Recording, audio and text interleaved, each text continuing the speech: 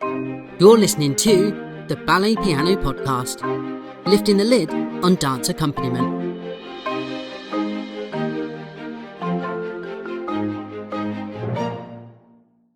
Hello, listeners, and welcome back to the Ballet Piano Podcast. The three pianists and the ballet master are back in our natural habitat, which is around our dining table, not on the sofa. And we'd like to welcome you back to this episode. My name is Chris Hobson, and with me is Akiko Hobson. Hello. Matt Gregory. Hello, listeners. And David Yao. Hi, everybody. So this episode, we've spoken a lot about how we love the job, why we love the job, and what we love about it. But with everything in life, it doesn't always go to plan, does it? Sometimes, you can be thrown a curveball. I think we've all had them, haven't we, Matt? We've all been there. It can just be like literally you're lobbed under a bus or you just go, I'm expecting something. Oh, yes. On a semi-regular basis. You can prepare so much, only so much. You can, and then there's at least 50% of the job. You just don't know what's going to happen ever, really. But luckily, listeners, as you're going to hear in this episode, it goes both ways. It's a two-way episode, this one, because it happens to ballet teachers, ballet masters, and dancers, as well as musicians. Akiko. Yes. Kick us off. Go for it. Well, my horror story. Yeah, go on. What's a horror story for you, or just like a scarring memory or a nightmare from a ballet studio? I have quite a few, but the one that... Is that because you've been doing this game for so long? Yeah, I'm traumatized. I'm paying my therapist's mortgage. Seriously, maybe all the ballet institutions should pay us for the therapy, so we have been fresh mind. Number one soundboard, aren't we, for ballet teachers and ballet dancers? Yeah, because our mental state is very important for the This class, is why we do the podcast, because we can't afford therapy. So we talk, this is the therapy. Yeah. Right, go on. What was it? Well, I have quite a few, but the one that I am not traumatized, but it was just very, very difficult, was that one of the teacher, he was setting Grand Allegro, and he came to me and said, well, Akiko, I want this count for count number 1, and this speed for 2, this speed of 3. And he started saying, it's 1 under, 2 under, 3 under, 4 under, and each count had a different speed. So I just kind of said to him that that's quite impossible. And he said, don't worry, I conduct you. And he literally... Pianists don't want to work with a conductor anyway, let alone a trained conductor, let alone a balletic conductor. Yeah, it's not the problem about him conducting him, not conducting. I just kind of said, okay. And he started to conduct. And I don't know if I made it work, but he didn't complain after. And I didn't say a word, so it was just kind of forgotten now, I think. What did you play? Improvised. Have either of you pianists just completely stopped in the middle of an exercise because something just goes horribly wrong and you can't get it back? David's looking up and saying, laughing at me. Because I actually personally don't think I don't think I've ever stopped in the middle of exercise or anything. I've just kept playing. Good for you. The only time I stopped playing was somebody who got majorly injured during the exercise and couldn't stand up.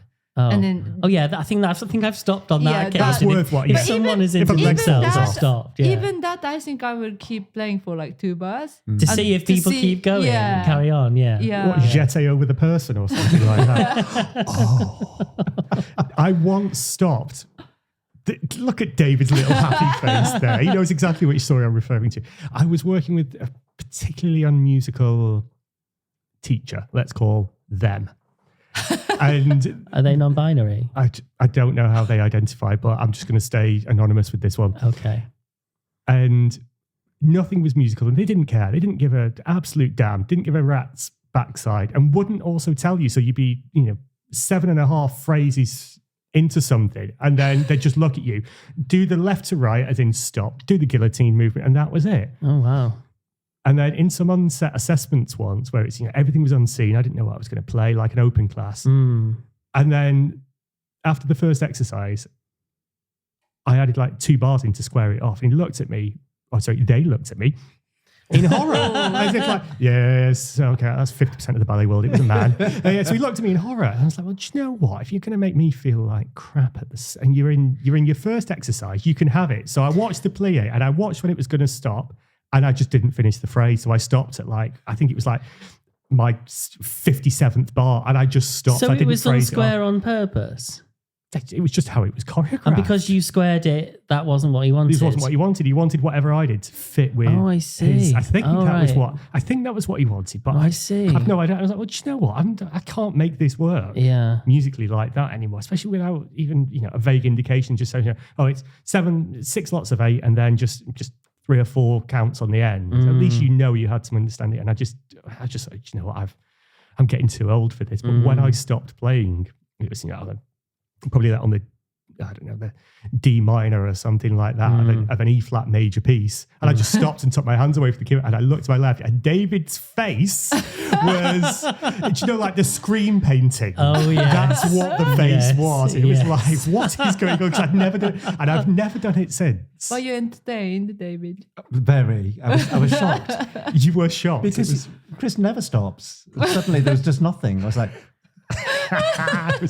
but go on, as we address at the start, David, it's a two-way thing, this, isn't it? Because it can go 2 ways. And it is. You must have the odd horror story from your to my shame, 55 years in the dance studio. It feels like that when I tell you.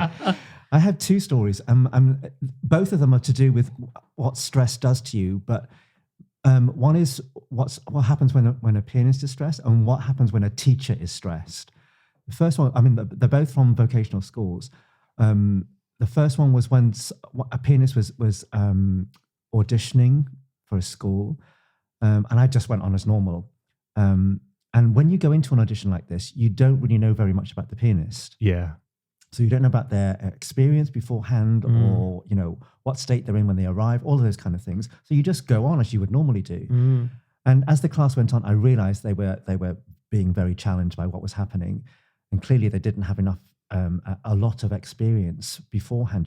I could tell, and eventually it just got so to a point where they were in tears. And so I realized then I had to just through back and really, really have patience and explain. And we got through it. Through it. But when you're in that situation, it's very stressful, because you've got one hat on thinking, I've got to teach the class, and I have a responsibility to the students. Yes. And there's another one where I have to take care of this person because they're really out of their depth, and I can tell. But you want them to have as even amongst this, you think, I've got to turn this experience around so that it's going to turn out okay for them in the end. And it did. But at the time, it was like really, really stressful. And just having the patience, and that we've always said this before, haven't we, about communication, keeping the level of communication going, really helped the situation. But it was really hard all around. That sounds. It was. Yeah. You must have had to draw on all of your professionalism, psychology, everything. I learned a lot. Yeah. I mean, that was good for me as well. And the other time was I was under a lot of stress, was preparing for something, a competition, and a lot of rehearsals were thrown at me, and I was unprepared for it. And I was working with one of my favorite pianists at the time, who still is one of my favorite pianists, and I adore when they play. But I was so stressed, and this person clearly hadn't played for this particular solo or something, or version of that solo, even though they were very experienced. And so they didn't know where the cuts were or anything like this. And I was so stressed because I was short for time, and I had a lot of people to rehearse, and it just came out. I just said something inappropriate, and just, that's not helping. And quite rightly, they just got up and went.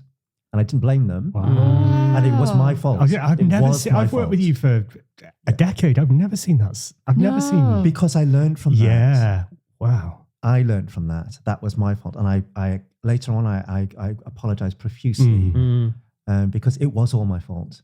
But that's what I'm just saying.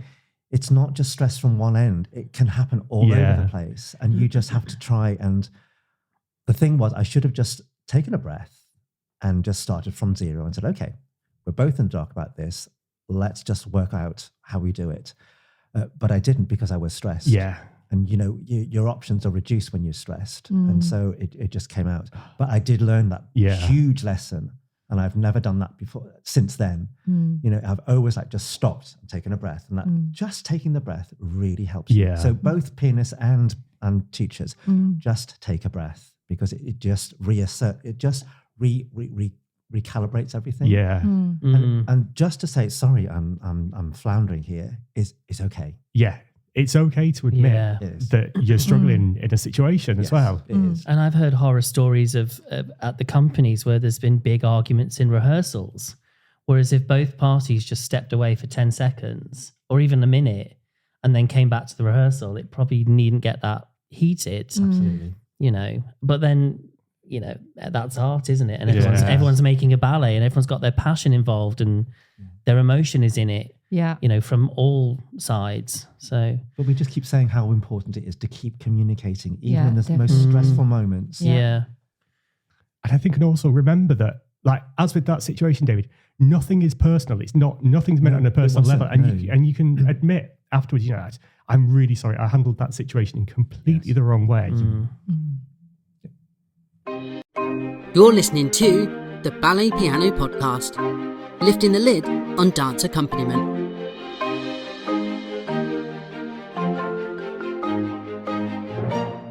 Oh my God.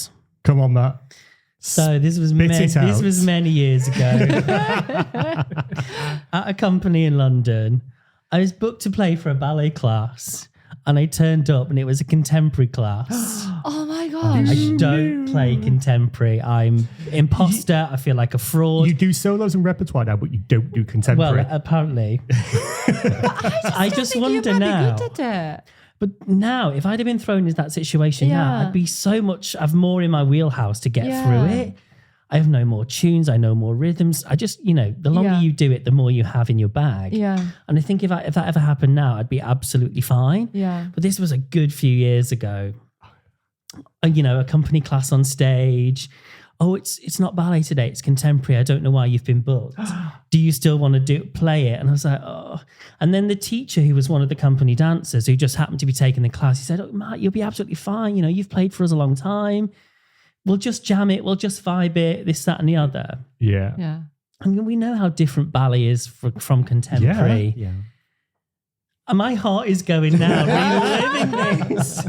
Because they obviously don't start at the bar. They were just in the centre for an hour. You know, all the foot exercises, the overcurves, all those things. Did you do it, whole thing? Yeah, but I felt completely inadequate. Because it's all rhythm and groove, isn't it, for contemporary? A lot more than just playing tunes and lovely bright waltzes. It's musical very theatre different. Doesn't sit that well in contemporary classes, does it? No. Sadly. If I ever have to play in a contemporary way, I'll try and weave a tune in to some sort of rhythm. Right. Just so there's something over the top. But it's a lot of rhythm, a lot of texture, lots of different colours in the music. And I just think, oh God, I think I've just bead sweated from the start to the end. And I think the thing is as well, I don't think the dancers would really know. If you sort of have, fake confidence and conviction, make them believe that what you're doing is, 10 out of 10, it's pure gold. Yeah. Then they'll buy it for an hour, won't they? It's about how you have the confidence to sell what you're going to do. Style it out. Yeah. And so I think I just put my poker face on. I was like, yeah, I've got this. Even though inside I was like, oh. So I was probably playing too quick because I was just so nervous. But we all do that, don't we? Oh, it's just a natural transition, I think. Everybody will start playing quicker when they're nervous. Yeah, definitely. Yeah. No matter what level you are. Yeah. Like some of the kids that you teach, Akiko, they speed up when they see semiquavers because they get nervous. Yeah. Because it's fast. They know it's so fast and then they're so nervous. And some teachers, not you, David, but some teachers don't let you off the reins. They're constantly on you, which in itself means you're sort of being micromanaged, and that can just make you feel nervous. Yeah. And, if you're sort of being conducted a little bit or, clicked along, then that can just make you feel a bit more nervous. And then you'll just be a bit agitated and you'll generally be a bit quicker. I just having I hate like having people around the piano. Even like like some dancers, they don't care what I play or what I do, but they're just a bit too close, and then that makes me feel a little bit nervous already. Yeah, I know what you mean. Somehow, I Feel don't a know. bit claustrophobic. Yeah, the piano's like your personal space, isn't Yeah. it? Yeah. It's like don't come too close to me. I don't like it. Guess away. Bring back the 2 meter rule. I recently had actually experience of I was playing in a performance and the piano was located in a place that it's already very difficult to see the stage. And the piano wasn't the very best piano to handle with, which I already was aware. But on top of that, people were in and out standing next to the piano. And even worse, there was a filming going on. And this like a proper camera was literally right next to my piano stool. So if I had to play a little bit higher note, I would have knocked that camera, that sort of distance. It was very close. And my heart was like, I just had to, like David said, like breathe and then just play as normally I do. Yeah. It's just the fact that having these 20 odd people just too close to me just made me feel like not me. Yeah. It was Bravo not you good. for getting through that. I've got something that tags onto that because I hated played that. for a class at Royal Festival Hall when the company was there. And they said, you've got to play the piano in the pit for class. You can't see from the I front. can't see No, them. I could just about see that the teacher, if they stood on the edge of the stage, Whoa. couldn't see any dancers, no more than a few feet onto the stage. So I had to rely on the teacher being stood at the front of the stage to set it. And of course, couldn't see any dancers. That's So you're relying. I hard. think I had a little audio monitor or something. I didn't have any visual. So you're doing it blind. Yeah. But that's when the teacher's got to help you that a little bit more. The you know teacher can conduct it. I'm happy for you to conduct it. You're on that all one. laughing and joking. I played for Northern Ballet well before COVID, and they came down with a mid-scale production. It went to Richmond, and I'd not played for the company for about 5 years.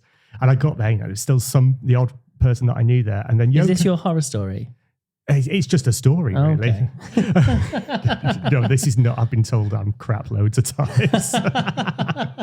But no, I got there, and then there was no piano on the side of the stage, like to churn the stage. And I was like, "Where is it?" It's like, "Oh, it's in the pit," but it was under the pit, Whoa. No. Oh. and there was no audio monitoring. Oh. So how did you do it? Oh, my Lord. I had to listen to Yoko set the exercise above me, and then she would like lean over the stage and go, "It's finishing soon." And I was thinking, so I was sort of like, I was running to the front of the pit and standing on the leader's chair so I could vaguely see what she was setting, then running back. And she's like, "You'll remember this one. They just do their stool on this one." Yoko, that was an awful impression. I'm so sorry. But it was dreadful because I didn't have a clue what was going on. That sounds like a horror story. Yeah. That's not just a story. I know that's true. That is, yeah, that was a bit of a horror story. Yeah. actually. But at least you knew you some survived. people like Yoko. I and knew then the it thing was- is, I knew the teacher. And if you know what Yeah. she's going to and at least, say. I hadn't That played helps. for many years. At least I've, Yeah. that when you've played for certain people for so long, Yeah. you know what they're going to do, don't you? So Yeah. at least it was in there. It was in the back of the memory, Yeah. almost like in the muscle memory. I Yeah. think it was. Yeah. I have a Sorry, go ahead. no, don't. I have a little bit of a not piano playing horror story. Go on. But I don't know if it's not appropriate, Chris can cut it. I think Chop, I chop. know what story it is, so tell it because it's very funny. I was very young. I was still like just a few years into playing for ballet, and I had to play for one of the evening performance. And they had two sets, like first half and the interval and second half. And the first half was done by piano, which I had to play whole thing because no, the pianist wanted to stay that long, and I was just really pushed into. And you were the play- newbie. I was a newbie, so I had to play whole thing. So I was, the rehearsal was fine and everything. So I knew what I was doing, and everything was fine. But as the rehearsal goes by towards the performance, we don't have anybody to press the button of the CD for second half. And I was somehow pushed in to press the button of the CD after I played the whole first half piano. I had to go to this little cubby hole where the CD was. And I'm not a sound technician. Like all I can do is press play and pause. Yeah. That's all I could do. I don't know what's the input or output to change everything. And then I just couldn't say no for this. But I tell you, all the ballet pianists, just say no, because you are not the sound technician. You're You not are sound tech, and pianist. it's not your job. It's not your job to press the CD. Anyway, so I played the first half, and then before the show starts, I did go to the CD player to make sure that the sound was coming out. And then I went to play, and the interval happened. And then I went to the CD, but didn't check if a sound was coming out. But I presume that I checked in the before the show starts, so it should be okay. And I just need to press start.